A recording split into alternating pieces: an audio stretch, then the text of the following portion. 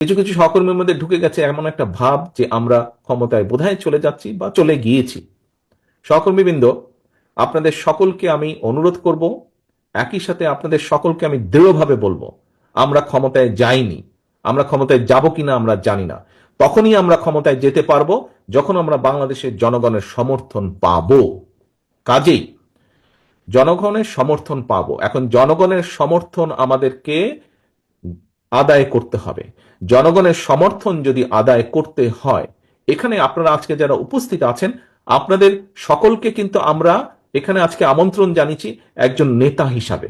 হতে পারেন আপনি একজন জেলার নেতা, হতে পারেন উপজেলা বা হতে পারেন ইউনিয়ন পর্যায়ে নেতা, কিন্তু আপনি নেতা বলেই কিন্তু আজকে এখানে আপনাকে দাওয়াত দেওয়া হয়েছে। এবং সেজন্যই নেতা, আপনার কথা, আপনার কাজ, আপনার উঠা বসা, আপনার চলাফেরা সবকিছুর উপর নির্ভর করছে বিএনপির আগামী দিনের ভবিষ্যৎ। বিএনপির আগামী দিনের ভবিষ্যৎ। আপনি বিএনপিরই হন না কেন, আপনি ছাত্র দলেরই হন না কেন, আপনি যুব দল, স্বেচ্ছাসেবক, কৃষক দল, মহিলা দল, যেই দলের নেতাই হয়ে থাকুন না কেন, আপনাকে মানুষ এক বাক্যে চিনে বিএনপি হিসাবে। কাজেই আমাদের আগামী দিনের আমাদের সকল কিছু এমন হতে হবে যাতে জনগণের সমর্থন আপনার প্রতি থাকে, যাতে জনগণের সমর্থন দলের প্রতি থাকে। নেতৃবৃন্দ, এইটা যদি আপনি চিন্তা করেন, আচ্ছা ঠিক আছে তারেক রহমান কিভাবে বলবে সেটা তারেক রহমান কিছু একটা বলে টলে সামলে নিবে। আচ্ছা ঠিক আছে, দলের মহাসচিব মির্জা আলমগীর উনি এটা বলে সামলে নিবে, ওনারা দেখবে। এই ছোটখাটো বিষয় এগুলা যদি কেউ কিছু করে, এগুলা কে নজরে দেয়? নো, এটা খুব ভুল ধারণা। দায়িত্ব আমার একার না, দায়িত্ব স্থায়ী কমিটির সদস্য সকলের একার না, দায়িত্ব আমাদের সকলের। এই দলকে রক্ষা করা, এই দলকে সামনে নিয়ে যাওয়ার, রক্ষা করার দায়িত্ব সকলের। আমি কেন্দ্রে আছি, আমি কেন্দ্র থেকে আমার দায়িত্ব পালন করব। আপনি উপজেলা লেভেল, জেলা লেভেল বা ইউনিয়ন লেভেলে আছেন, সেখানে আপনি একজন নেতা হিসাবে আছেন।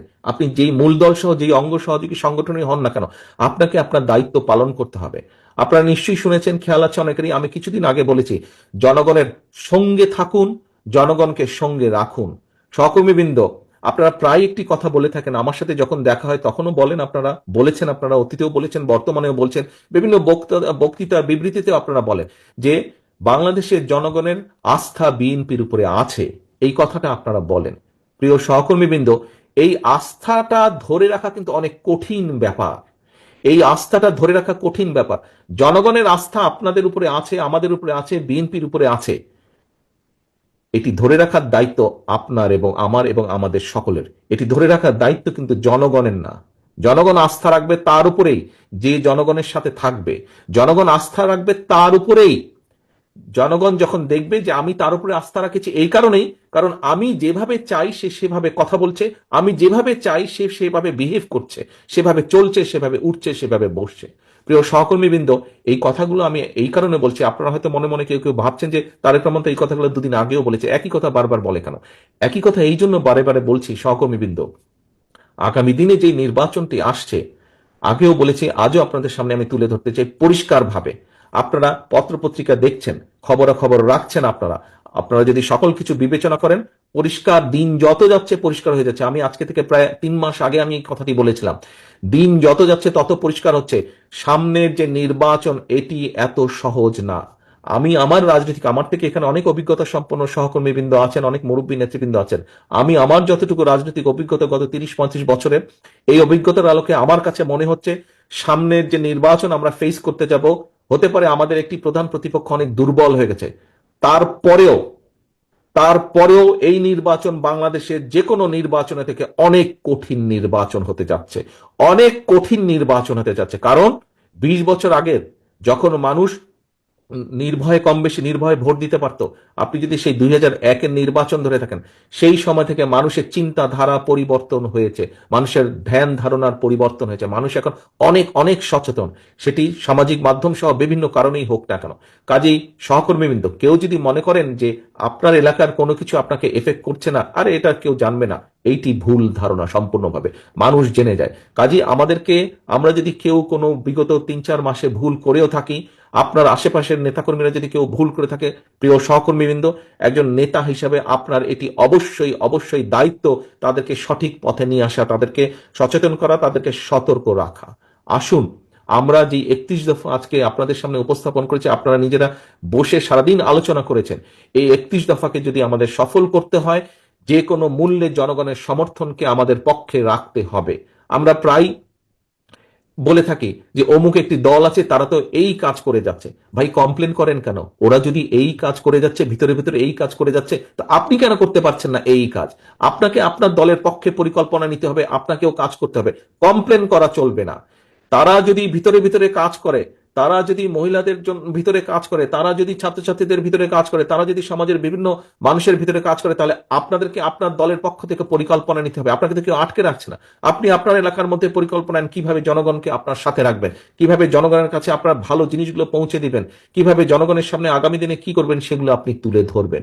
প্রিয় সহকর্মীবৃন্দ, এই সকল কিছু, আজকের সকল আয়োজন, এই যে আপনারা কথা বললেন, বক্তব্য রাখলেন, আমি আপনাদের সাথে কথা বলছি, সকল কিছুর লক্ষ্য এবং মূল উদ্দেশ্য বা মূল লক্ষ্যই হচ্ছে জনগণের সমর্থন আমাদের পক্ষে রাখা, এবং একই সাথে আমাদের যে পরিকল্পনাগুলো, সেই পরিকল্পনাগুলো যাতে আমরা বাস্তবায়ন করতে পারি। সহকর্মীবৃন্দ, আজকে যদি আমাদের কথাবার্তা, উঠা বসা, চলন বলনে যদি কোনো রকম এমন কিছু ঘটে যেখানে আমরা জনগণের আস্থা বিশ্বাস হারাতে পারি, তাহলে সারাদিন এই আলোচনা করে কি লাভ হলো? সারাদিন তো আলোচনা করে কোনো লাভ হলো না। এই আলোচনাকে যদি সফল করতে হয়, আমাদেরকে এই 31 দফার সবকিছু যেরকম জনগণের মাঝে নিয়ে যেতে হবে, একই সাথে আমাদেরকে যে জনগণের, আমাদের প্রতি যে জনগণের আস্থা, সেটিকে আমাদের যে কোনো মূল্যে ধরে রাখতে হবে, যে কোনো মূল্যে ধরে রাখতে হবে। আসুন, যেহেতু আমরা বলি যে আমরা আমাদের সকল ক্ষমতার উৎস জনগণ, যদি সত্যি আমরা এটা বিশ্বাস করে থাকি, তাহলে আমাদেরকে সেভাবেই আজকে থেকে চলতে হবে। প্রিয় সহকর্মীবৃন্দ, আমি আশা করব যে আজকে আপনারা সারাদিন ব্যাপী যে কষ্ট করেছেন, সারাদিন ব্যাপী যে আলোচনা করেছেন, এটিকে এই ঘরের মধ্যে সীমাবদ্ধ দয়া করে রাখবেন না। এটিকে জনগণের ঘরে ঘরে ঘরে পৌঁছে দিতে হবে। এবং আমি দৃঢ়ভাবে বিশ্বাস করি, বিগত 17 বছর স্বৈরাচারের বিরুদ্ধে আপনারা সংগ্রাম করে যেভাবে টিকেছিলেন, কাজেই তার থেকে অনেক সহজ হবে এই কাজটাকে জনগণের ঘরে পৌঁছে দেওয়ার জন্য। এত কঠিন একটি পথ যদি আপনার পাড়ি দিয়ে আসতে সক্ষম হয়ে থাকেন, তাহলে এই যে আজকে একটু কষ্ট করেই আমরা কিন্তু জনগণের মধ্যে আমাদের এই 31 দফাকে নিয়ে যেতে পারি। এই কাজটি খুব সহজেই আপনারা করতে সক্ষম হবেন, সকলকে সাথে নিয়ে। প্রিয় সহকর্মীবৃন্দ, আপনাদের সকলকে আবারও ধন্যবাদ জানাচ্ছি আজকে সারাদিন এই আলোচনায় অংশগ্রহণ করার জন্য, এবং আমাদের সব একজনের সাথে আরেকজন মতামত বিনিময় করার জন্য। পরিশেষে একটাই কথা বলবো, জনগণকে সঙ্গে রাখুন, জনগণের সঙ্গে থাকুন, জনগণের সাথে থাকুন, জনগণকে সাথে রাখুন। সকলে ভালো থাকবেন, সুস্থ থাকবেন। আল্লাহ হাফেজ। বাংলাদেশ জিন্দাবাদ। বাংলাদেশ জাতীয়তাবাদী দল জিন্দাবাদ। আসসালামু আলাইকুম।